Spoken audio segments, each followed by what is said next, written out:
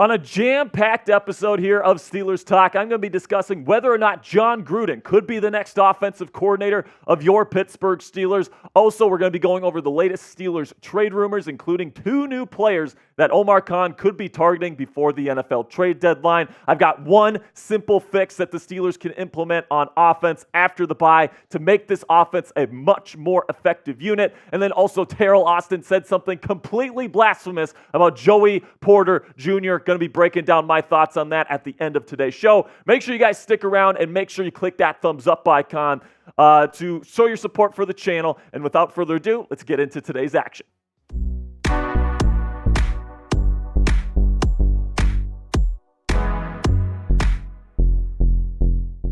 Today's lead story centers around former Raiders and Buccaneers head coach Jon Gruden, former Super Bowl champion, and Mike Tomlin's former boss here, and Gerry Dulac of the Pittsburgh Post-Gazette suggests that Jon Gruden could be in line to replace Matt Canada as the next Steelers offensive coordinator starting in the 2024 season. Now let's break down Jon Gruden's profile here. Ex-head coach of the Raiders and Buccaneers. If he comes here, the scheme that he's going to be bringing in is kind of more of an old school West Coast system. The second generation, kind of revolutionized by him, Mike Shanahan, Mike Holmgren, those types of guys in the late 90s, early 2000s really revolutionized the West Coast. Which the first generation, of course, was founded by the 49ers legend Bill Walsh. Gruden and his certain friends there in that certain group really did a great job expanding on the West Coast. And now the modern NFL has guys like Kyle Shanahan, Sean McVay, those type of guys, Mike McDaniel, that are once again revolutionizing the West Coast system, incorporating a lot of crossing routes, implementing a bunch of different run schemes as well. So Gruden's philosophy, I would say, might be a little bit outdated right now. It's a little bit more vanilla, I guess you could say, compared to the new school West Coast offenses. But he's really good friends with Steelers head coach Mike Tomlin, who worked with him in Tampa Bay, worked on his staff there that won the Super Bowl back in 2022. And Pittsburgh has shown, Mike Tomlin has shown that he's not afraid to add some of these controversial coaches like Brian Flores in the past when he was going to war with the National Football League. I mean, Jon Gruden right now is going to war with the NFL. So if you bring him in, it would definitely be a controversial hire. But Mike Tomlin has shown that he's not afraid to make those types of hires. And let me tell you, man, if they end up making this move and Jon Gruden is the next offensive coordinator for your Pittsburgh Steelers, that would be absolutely crazy. That'd be one of the biggest sports stories, not only in the NFL, but in sports in general. That would be incredible to see Jon Gruden on the sidelines working for someone that formerly worked with him, and Mike Tomlin. That would be absolutely an interesting story to see how that would play out. And then also, kind of that Gruden, that Chucky look on the sideline. It's just perfect for Pittsburgh, if you ask me. But honestly, I think that there are definitely better options in terms of pure play calling out there on the open market right now. I actually went over my top 5 Matt Canada replacements, my top OC candidates heading into the 2024 season. This is the list. My number 1 guy, the offensive line / run game coordinator there in San Francisco, Chris Forster's my number 1 choice. I'd also be very happy with Darrell Bevell, Zach Robinson, Byron Leftwich, or Deuce Staley. I actually have a whole video breaking down these 5 names, what type of offenses they run, why they would be good fits here in Pittsburgh. If you want to check that out, I actually have a video out on the channel right now. Matt Canada replacements. I'm going to put the link to that one in the comments and description, so you can check that one out after today's video. Now that we've discussed Jon Gruden, let me know what you guys think about that possibility down there in the comments section. Would you hire Jon Gruden to be the next offensive coordinator of the Pittsburgh Steelers? Give me a yes or give me a no. This is going to be the pinned comment on today's show. So here's what's going to happen. YouTube's going to throw you an ad break here in just a couple of seconds. When that happens, take advantage of that time, but give me a yes or no down there in the comments. Now let's get into some trade rumors here. Let's start from the latest one from Pro Football Talk that has linked cornerback from the Chicago Bears, Jaylon Johnson, as a potential trade target for the Pittsburgh Steelers. And I'm going to be honest with you guys here, man. I kind of like this idea. I like Jaylon Johnson. He's a younger corner. He's playing really well right now. And if Chicago's willing to deal him, especially for the right price, I think Omar Khan should absolutely go out and get Jaylon Johnson, because I think he's a little bit more affordable, a more affordable option, I should say, than maybe a Patrick Surtain to address this cornerback spot. So you take a look at his numbers so far this year. The PFF grade, really good, 80.1. That's the highest of his career to this point. Currently ranks 9th among 109 NFL cornerbacks eligible to be graded by Pro Football Focus. And when healthy, guys, Jaylon Johnson has shown that he can be a legitimate number one corner already in this league. He's really good in press man. He holds his own in zone. The Bears run a lot of cover 2 stuff. The Steelers run a lot of cover 2 on third downs. I think Jaylon Johnson is a perfect fit for what Mike Tomlin wants to do here in Pittsburgh. And right now his base salary is $2.993 million. And he's going to be a free agent in 2024. So if you trade for him, you're going to have to give him another contract. And right now the cap space that you have if you're the Pittsburgh Steelers, $3.99, just under $4 million in cap space for this season. So my message to Omar Khan here is, come on, man, please fleece Ryan Poles and the Chicago Bears again. Last year at the trade deadline, one of the best trades in Steelers history, sending Chase Claypool to the Bears, absolutely fleecing those clowns. This is the deal that I would try to get done if I was Omar Khan. 2024 third-round pick and Levi Wallace. Get that guy out of here. I think the Bears might like Levi because he's a pretty decent zone corner. The Bears play a lot of cover 2 zone. So I think Levi might be a nice swapping piece that they might feel is a nice addition. And the Steelers get Jaylon Johnson, who I think is one of the up-and-coming corners in this league. You know, if you trade for Patrick Surtain, for example, you're probably going to have to give up at least 2 first-round picks in order to get him in your building. With Jaylon Johnson, I have a feeling he's going to be much less expensive, but I also think that he could be a cornerstone starter on this defense for the next 5 to 7 years, which would be incredibly valuable, and you get to pair him next to Joey Porter Jr. for the next decade and really solidify this secondary for the foreseeable future. Then another piece in the secondary that has been linked to the Pittsburgh Steelers is up-and-coming safety Xavier McKinney, currently playing with the New York Giants. Brad Spielberger from Pro Football Focus made this connection. And McKinney's a good player, man. I think he's a really good fit for what the Steelers like to do. He's very versatile. He can play in the box. He can even play true free safety if you really need to. Good athleticism, comes from Alabama, and the 69.7 PFF grade, which ranks 30th among 86 safeties right now. That's a little bit lower than what it was last year. Really, really good production from him in 2022. And right now his base salary is at $1.754 million.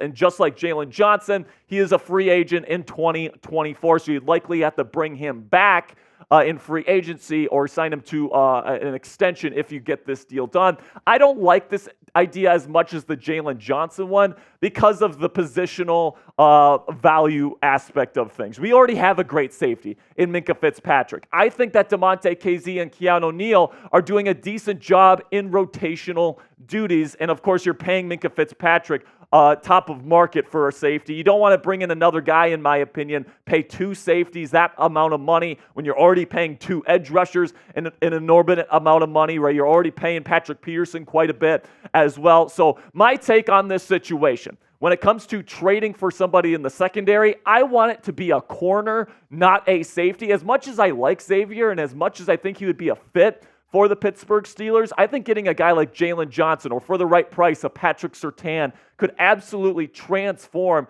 what the Steelers defense already is. You know, you've already got 2 really great edge rushers that you're paying quite a bit of money to. You're paying Cam a little bit, right? You got Minkah Fitzpatrick as well. If you can add a true number 1 type corner to pair with Joey Porter Jr. here as he develops in the early stages of his career, I think that's kind of the cherry on top for this defense moving forward, and I think that'd be something that's worth doing. But let me know what you guys think down there in the comments. Which one of these guys do you think the Steelers should add to their roster? Would you rather get Jaylon Johnson, or would you rather get Xavier McKinney? Type JJ if you'd want Johnson. If you want McKinney, type XM. Now, before I get into the next topic here on today's show, go ahead and check out our sponsor at BetUS. Go to chatsports.com/bet and use promo code Steelers125 to get a 125% deposit bonus today. So if you put in a deposit of $100, for example, they're going to give you $125 additional dollars, a $225 value for just a $100 investment. If you want to take advantage of that right now, go to chatsports.com/bet and use promo code Steelers125.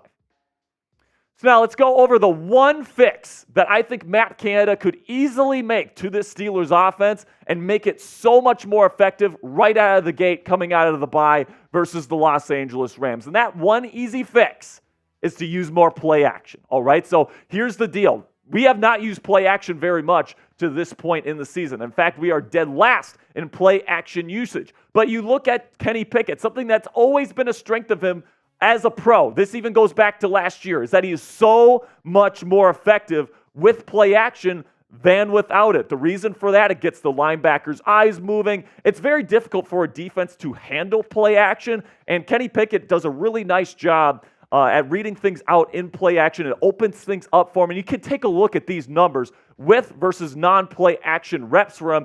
Almost 20 points higher completion percentage. Over three more yards per attempt for him. Right, the EPA, I mean, it's way down in the negatives for non-play action passes, and he's just over for with play action. Same thing with the points above replacement. He's actually worth a little bit, just under a point this season with play action, and then he's the least valuable quarterback on non-play action plays to this point with a negative 13.2 points above replacement. That's the lowest among starters. And then quarterback rating, it's almost double what it is with play action, right? The 136.5 rating, I believe that's fourth in the National Football League right now among starters. This is something that Matt Canada 100% needs to be implementing into this offense because it plays to Kenny's strengths, yet they're last in the National Football League in play action pass attempts with just 21. This number needs to go up, and there's some easy ways that Matt Canada needs to implement this system here to really, really get the most out of Kenny Pickett and his skill set. Number one, you got to base the offense under center, not in shotgun, right? In shotgun, it's a lot more predictable, all these different things. It's just not helping anybody else to base your offense out of shotgun. That's a very college-type system. It's not very pro-like. It's not mixing things up. You're not introducing any type of versatility when you're in shotgun that way. It makes it harder on your run offense as well. And then also, when you get under center, you got to have formations that you use that keep the defense honest. You got to be running run plays and pass plays out of certain formations. You got to be able to do a whole bunch of stuff. This is why San Francisco, Miami, Los Angeles, those teams can do so much on offenses because they run their offense out of the same couple of formations, and they could be running anything at that particular point.